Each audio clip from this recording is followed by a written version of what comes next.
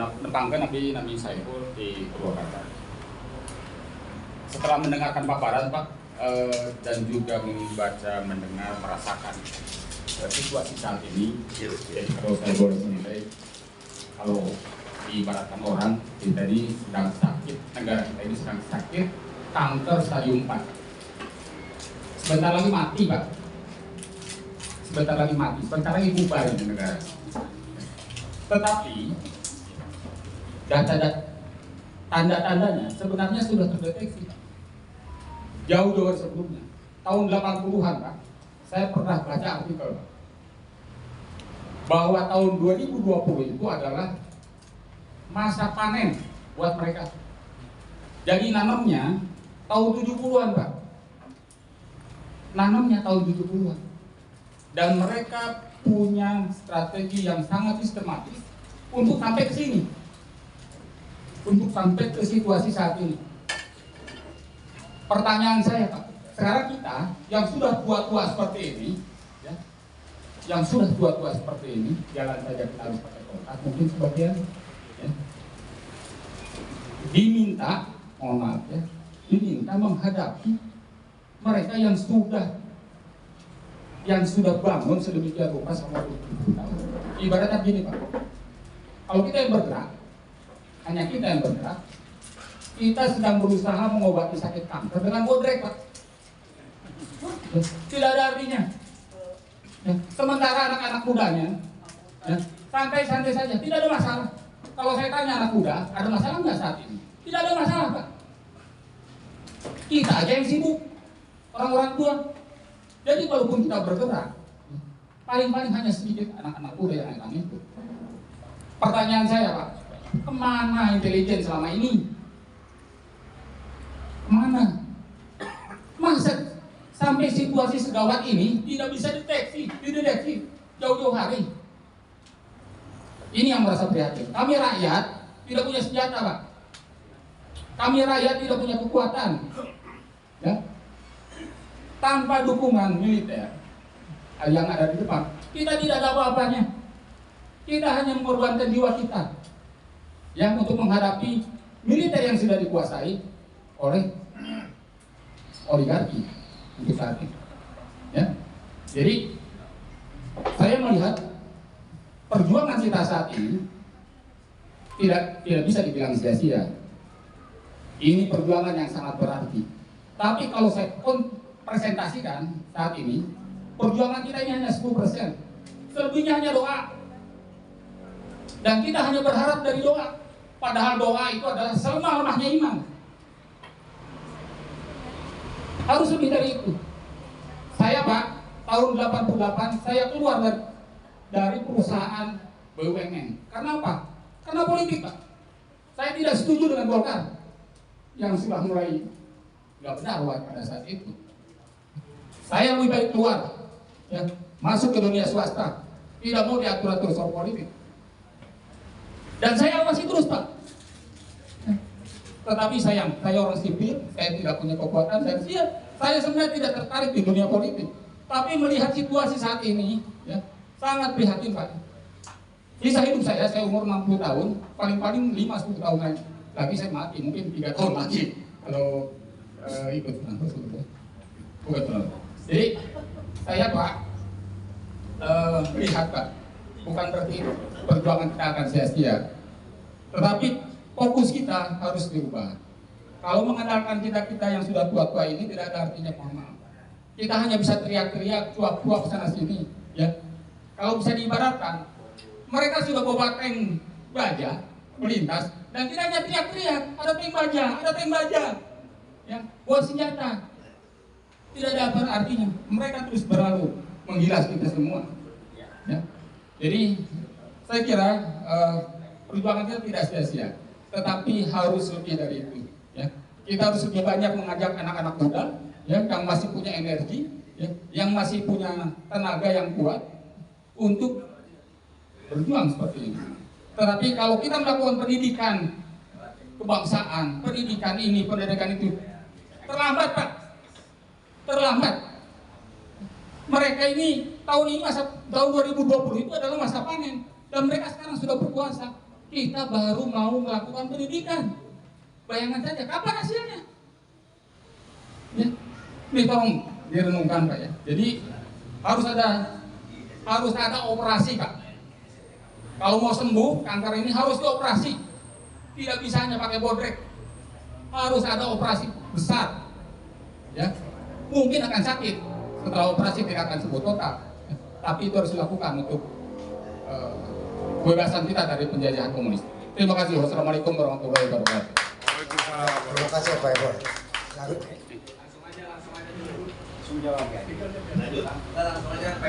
Pak Iwan, bangga. Ya, bismillahirrahmanirrahim. Assalamualaikum warahmatullahi wabarakatuh.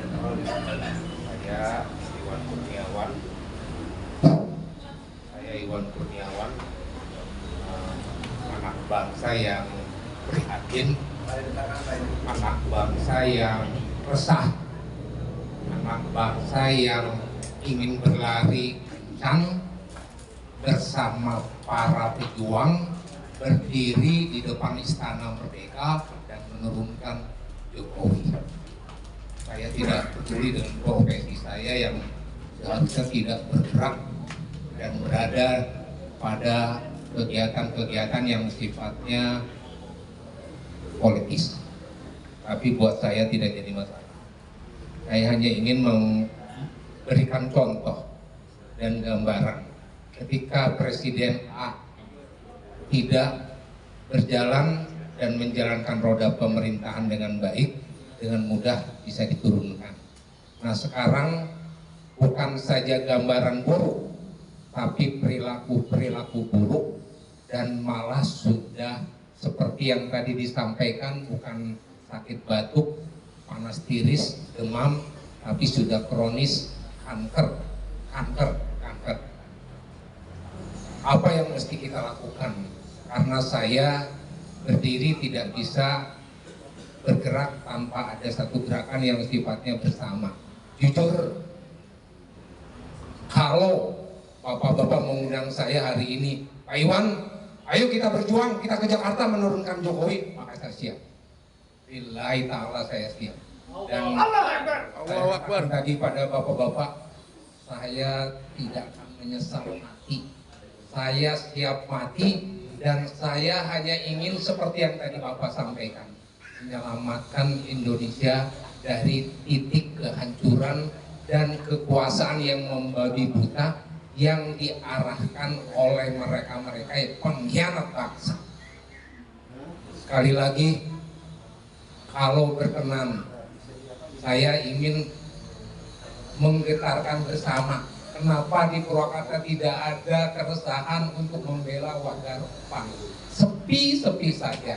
Lalu kedua, apakah pada saat setelah selesai ini kita akan sama-sama menyatakan mendukung warga Rempang untuk tetap mempertahankan tanah leluhurnya, atau petisi Rempang sekaligus? Saya rasa tidak jadi masalah sedikit. Kalau memang itu bisa jadi viral, saya ingin membuat video yang viral di Purwakarta, yaitu video pada hari ini. Assalamualaikum warahmatullahi wabarakatuh. Pak, selanjutnya ini yang mewakili Mama.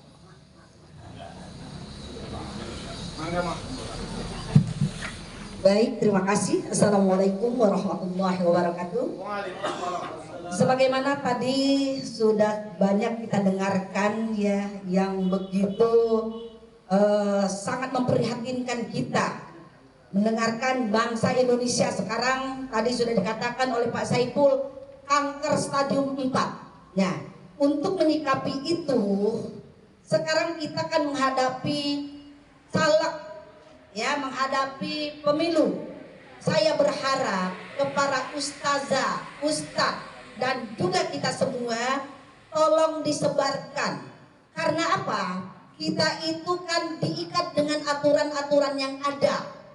Jadi dengan adanya diikat aturan-aturan yang ada itu, jadi mau tidak mau, suka tidak suka, kita terbelenggu dengan itu. Itu saya berharap kepada Pak Ustadz dan Ibu Ustazah misalnya dan yang lain, disebarkan. Jangan jangan terpengaruh dengan provokasi uang ataupun dengan lain sebagainya. Jadi pilihlah orang yang memang benar-benar dia itu berpotensi untuk bisa mengadakan perubahan ini. Jadi itu yang ingin saya sampaikan kepada bapak-bapak ibu semua, baik ini di Purwakarta maupun di yang lain. Saya sangat prihatin Pak, melihat yang ada di kecamatan saya saja, di Pondok Salam, sekolah SMA saja tidak ada.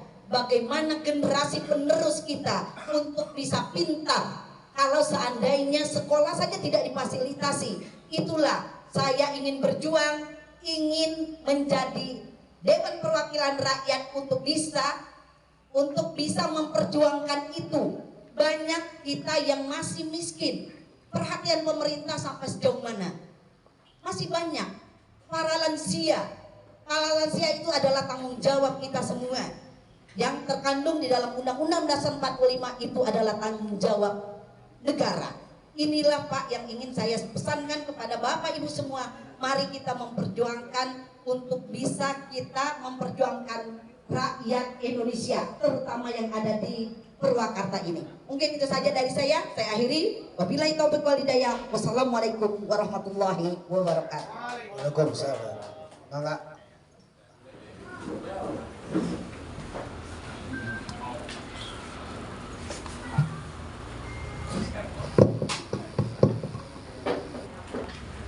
Bismillahirrahmanirrahim. Pertanyaannya semangat sekali dan bagus sekali, seru sekali gitu. Begini Pak, kejadian yang buruk dan baik saat ini, percayalah, itu kebenaran dari Tuhan. Kalau saya bahasakan itu sinetron Tuhan di kehidupan dunia. Baik, buruk itu kebenaran dari Tuhan. Yang tadi itu. Saya jawab secara hakikat dan makrifat. Kita pasrah saja, berserah diri. Udah kehendak Tuhan mau apa? Kita wayang terima dengan ikhlas. Nah, kalau sudah diterima dengan ikhlas, kita ini akan tenang, tentram. Ini skenario Tuhan. Terima dengan tenang, tentram. Nah, kalau sudah diterima dengan tenang, tentram, darah itu akan lancar, ya, akan lancar, sehingga kita bisa berpikir. Kalau sudah tenang, tentram, jiwa juga akan menerima petunjuk-petunjuk dari Tuhan. Nah, sekarang saya jawab secara syariat. Mereka ini ujian dari Tuhan yang harus dijawab. Ujian. Kalau kita bisa menjawab janji Tuhan masuk surga. Jadi ini lahan disiapkan untuk kita-kita ini untuk berjihad, untuk menjawab. Mungkin generasi yang lalu melawan Belanda, perjuangan itu. Belanda lebih hebat, alutsista, alat utama sistem senjata. Kita hanya pakai bambu runcing bisa mengalahkan, buktinya. Afghanistan melawan Rusia yang alutsistanya modern, melawan Amerika yang alutsistanya modern, dilawan oleh para mujahid, kabur, tidak seimbang sebetulnya alat utama sistem senjatanya. Nah, untuk menghadapi ini secara syariat, Saya sudah nyampaikan tadi konsepnya silaturahmi nasional. Ingat, untuk menjawab itu harus sesuai dengan dasar-dasar ilmu pengetahuan dan teknologi. Sesuai dengan kaidah ilmu pengetahuan dan teknologi. Saya sudah siapkan silaturahmi nasional tadi. Ya. Konsep silaturahmi nasional. Kebijakannya menggalang kekuatan. Tadi sudah saya himbau untuk membentuk brigade milenial, brigade emak-emak, brigade UMKM, brigade kaya raya, apa brigade apa. Itu semua dalam rangka. Coba Bapak-bapak baca silakan di Al-Quran. Mboh ayat berapa aku nggak hafal-hafal. Bahwa kita perlu kekuatan. Silakan kalau udah punya kekuatan, mau ke alam mana, mau ke nembus ke bawah tanah, mau kemana, perlu kekuatan. Itu Al-Quran. Ya. Selanjutnya kita diperintahkan untuk silaturahmi, komunikasi. Kita di situ akan kenal plus minusnya. Ya kita organisir sehingga timbul kerjasama. Ini konsep-konsep dasar ilmiah itu seperti ini. Kita kerjakan, Ini secara syariat kita kerjakan. Menang kalah itu urusan Tuhan kok. Yang diperintahkan kita kan usaha. Nah, secara syariat dan hakikat. Secara syariat tadi konsep silaturahmi nasional, meningkatkan semangat bela negara. Ini secara syariat. Secara hakikat, berserah diri dengan Tuhan itu semua baik buruk. Jokowi blow on aja bisa jadi presiden, kehendak Tuhan. Lo ngapain capek-capek? Sehingga kita tenang tentram. Kalau kita tenang tentram, yakin dengan Tuhan, insya Allah kita akan ditujukan kemana. Di Afghanistan, tentara prajurit Amerika bingung begitu lihat para mujahid, kok tentaranya banyak, mujahid banyak, kabur tinggal langgang, alutsista ditinggalkan. Saya yakin besok kita akan begitu. Kita ini jangan ikuti dapat siapa itu. Oh nanti orang Jawa tinggal separuh, Cina tinggal sajodo. Jangan dipercaya. Kita ikuti ramalan Nabi. Negara dari timur Hindi akan jadi negara adidaya. Itu aja yang dari Nabi itu, percaya. Yakini itu. Kita ini diperintahkan berpikiran positif. Diskusi. Tuhan menyesuaikan hati pikiran manusia. Kan begitu. Nah, kita yakin bahwa neokomunisme, kapitalisme, segala macam kalah nanti sama kita.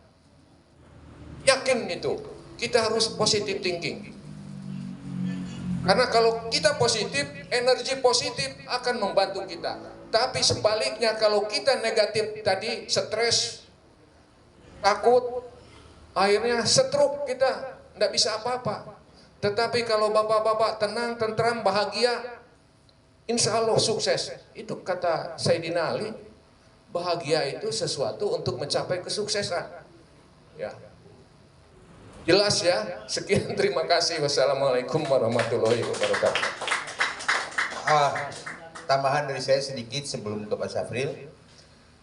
Saya garis bawahi dari Pak Safril tadi. Jadi hari Selasa besok tanggal 26, sebagaimana permintaan Pak Iwan dan Pak Saiful, ayo kita sama-sama. Hari Selasa 26 kita akan menyampaikan pembicaraan yang keras, solidaritas Sunda kepada Melayu di depan Gubernur Gedung Sate, insya Allah. Saya ingin mengingatkan kepada Pak Dedi dan Pak Safril dan Pak Dindi dan kepada saya sendiri. 10 tahun lebih yang lalu kita kehilangan Sipadan dan Lipidan, caplok Malaysia. Rempang itu sebagai kesatuan ada 6 pulau sudah disambungkan dengan jembatan dari Batam. Ya, itu. Jangan sampai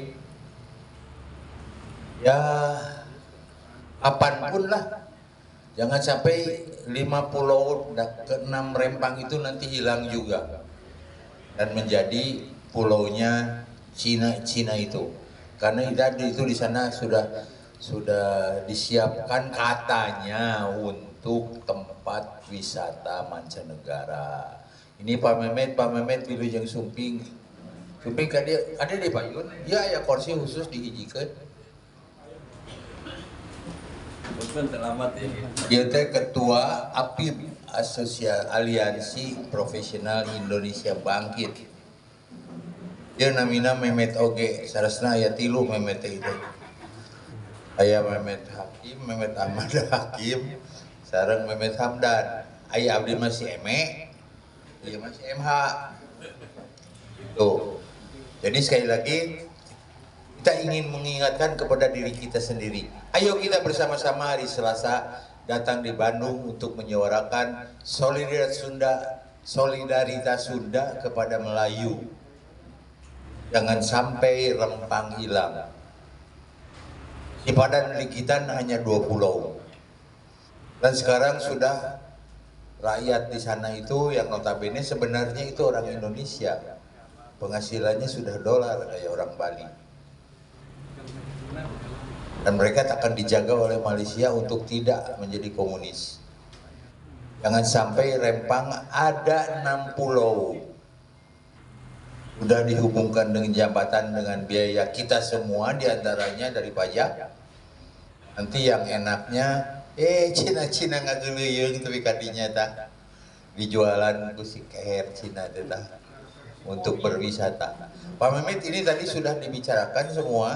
Jadi kalau mau nambahkan nanti, tapi tidak mengulangi yang itu, dan Pak Mehmet kan tidak mendengar apa yang tadi disampaikan. Jadi saayana api bente malah. Bismillahirrahmanirrahim. Saiful, Iwan, memang mereka punya kekuasaan yang luar biasa. Itu dana juga luar biasa. Tadi sudah disampaikan oleh Pak Dindin, ada 3 kali lipat dari ini mereka punya gitu. Bagaimana cara mengalahkan? Satu-satunya adalah militansi. Militan itu apa? Nah, ingin saya gambarkan saja, mungkin semua udah tahu. Ketika 212 lalu semua kekuasaan melarang, bahkan juga bus-bus itu juga yang namanya pengusaha-pengusaha bus diteleponi, tidak boleh ini. Akhirnya apa yang terjadi? Ada satu pesantren di Ciamis, ada santri-santrinya jalan kaki dari Ciamis. Dan tidak memikirkan masalah logistik segala macam, ternyata memancing yang namanya perjalanan dari Ciamis sampai dengan Tasik itu berbondong-bondong masyarakat untuk memberikan minuman, makanan dan segala macam. Dan apa yang terjadi? Bogor, Jagorawi, Tangerang dan sekitarnya malu hingga hadir semua jalan kaki juga ke 212. Waktu itu saya juga hadir. Apa yang ingin digambarkan? Itulah salah satu cara mengalahkan orang yang punya kekuasaan, uang, senjata dan segala macamnya. Militan, tanpa ada keinginan apa, tapi karena punya keimanan yang sangat kuat. Ya, dan saya yakin Pak Iwan tadi menyatakan semangatnya luar biasa tadi. Jadi itu yang harus kita bangkitkan untuk brigade-brigade itu. Kita bukan pahlawan, bukan pejuang-pejuang nasi bungkus, kata mereka. Tapi kita adalah militansi. Kita militan tanpa berharap bayaran, tanpa bahkan mengorbankan diri sendiri. Dan itu juga dilakukan oleh mak-mak ataupun oleh kita semua waktu memenangkan PS. Kita kumpulkan uang dan kita bawa sekarung kasihkan ke mereka. Itu karena apa? Karena militan ingin mengalahkan apa? Mengalahkan rejim yang begitu zalim.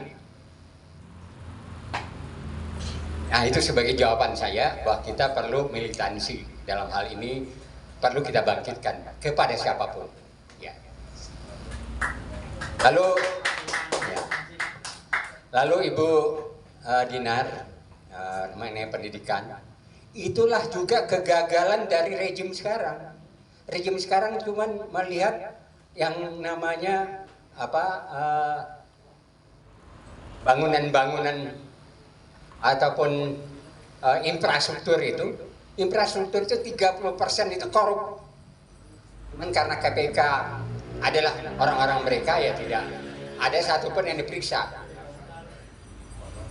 Yang namanya tol itu per kilometernya paling mahal dibandingin negara lain, termasuk IKN, termasuk kereta cepat. Dibandingin di Arab saja kita paling mahal per 1 kilometernya untuk membangun. Makanya dibilang tadi sampai kiamat pun kita nggak akan bisa bayar atau mengembalikan. Itu menjadi beban buat anak cucu kita. Dan itu yang membuatnya siapa? Tolong dijawab. Siapa yang membuatnya? Jokowi. IKN yang akan menjadi juga daerah yang mungkin juga akan menjadi kota tidak bertuan atau tidak berhantu, ataupun akan menjadi kota-kota di mana orang-orangnya yang memiliki adalah Cina-Cina, kata Pak Mehmet tadi. Itu siapa yang disalahkan? Gak ada. Jokowi, karena dia yang punya ambisi untuk mendirikan itu. Tidak satupun pendidikan yang yang ditingkatkan sama mereka. Katakanlah sekarang Indonesia kurikulum merdeka gitu. Apa sudah diuji kurikulum merdeka itu benar? Yang kita lihat anak-anak sekolah itu, karena ibu kan di dinas pendidikan ya. Yang saya ketahui anak-anak sekolah itu dibikin grup, mereka harus bekerja sama dalam tim. Apa yang terjadi? Yang membuat kegiatan itu ataupun presentasinya atau proposalnya atau penelitiannya cuma 1-2 orang saja yang pintar. Yang 6 itu membonceng. Dan itu tidak ada lagi, tidak diperbolehkan tidak naik kelas. Semua harus naik kelas. Apa yang terjadi nanti? Yang bodoh-bodoh itu tetap akan naik terus. Punya ijazah. Ya, artinya pembodohan. Ya kan? Nah, sekarang menjadi lubang untuk korupsi, untuk melakukan namanya anak SD SMP akan diadakan yang namanya KKN. Ya, KKN seminggu ke daerah-daerah. Mereka kan secara usia kan belum matang. Mereka akan dididik begitu dan itu biaya. Dan orang tuanya yang namanya pegawai negeri mengumpulkan 20.000 saja mereka nggak mampu kok, ya kan? Nah, ini dipaksa untuk membayar KKN itu karena harus menginap di satu perkampungan, banyak sekali. Itu juga masalah pendidikan yang luar biasa. Ya. Jadi kalau ibu tadi di Partai Umat dan di pendidikan, memang kita harus meningkatkan yang namanya budget untuk pendidikan itu. Sebenarnya sudah ada rancangan dulu, yaitu 12 tahun bebas biaya, wajib belajar istilahnya. Kita kan 9 tahun, SMA semua bayaran. Kalaupun masuk negeri tetap saja ada iuran ini, iuran itu. Bos juga omong kosong kan ibu ya. Saya mengetahui bukan karena pendidikan, karena kebetulan istri saya aktif di Korlas gitu. Jadi tahu di mana seluk-beluk. Tidak ada satupun yang namanya perhatian pemerintah terhadap itu. Dan kepala dinasnya setiap tahun mendapat duit dari apa? Memasukkan anak sekolah untuk negeri. Dan itu bukan ukuran. Kalau di Bandung Bu, masuk SMP negeri itu bisa antara 20 sampai 30 juta. Dan ada 2 kelas yang dikosongkan, artinya 100 orang. Ya katakan 60 orang kali 20 juta, berapa banyak mereka dapat? Artinya apa? Dididik untuk korupsi sampai ke tingkat itu. Luar biasa, mereka merusak Indonesia. Pendidikan agama dibuang. Ya. Jadi ini benar-benar secara masif, ya, terstruktur mereka rusak itu. Dan saya juga pelajari yang namanya Pancasila. Itu yang namanya ini tidak ada bukunya, tapi mereka pakai print out. Saya nggak tahu kenapa. Mungkin supaya nggak bisa dituntut. Yang diutamakan di situ adalah 1 Juninya. Kita bisa baca di situ yang 18 Agustus nggak ada. Cuman disebutkan aja bahwa itu disepakati 18 Agustus.